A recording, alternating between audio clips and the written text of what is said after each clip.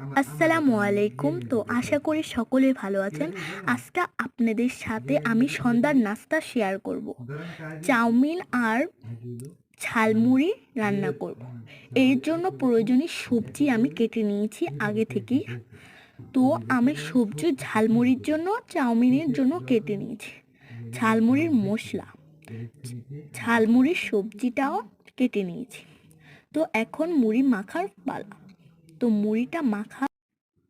মুড়িটা মাখা হয়ে গেল। দেখুন মুড়ির ফাইনালি লুক। তো এদিক দিয়ে চাউমিনটাও সিদ্ধ হয়ে গেছে। সিদ্ধ হওয়ার পর আমি একটা ছাঁকনিতে এটা দিয়ে পানি দিচ্ছি। পানিটা দিচ্ছি কারণ এটা ঝরঝরা হবে। তো এখানে আমি পেঁয়াজ, ধনিয়া পাতা, সবজি দিচ্ছি। তেল দিয়ে দিলাম। তো পেঁয়াজটা যে পর্যন্ত না হালকা শুকাবে সেই পর্যন্ত ভাজা ভাজা হবে। তো সেই পর্যন্ত আমি এটা লাড়তেই থাকবো। অবশেষে আমি একটা ডিম নিলাম। ডিমটা আমি এখন গোলাবো। গোলানোর পর তারপর আমি এটা দিলাম। এখন আমি এটা ভাজা ভাজা করব। ভাজা ভাজা হতে হতে আপনাদের সাথে কোনো গল্প করব না।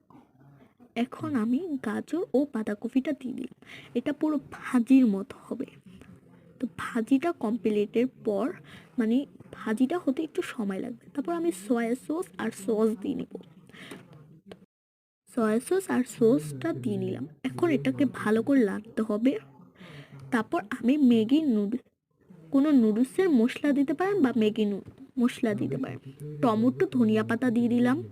সবজিটার ভিতর হালকা করে লবণ দিয়ে দিলাম। তারপর চাউমিনটা এটার ভেতর দিয়ে দিলাম।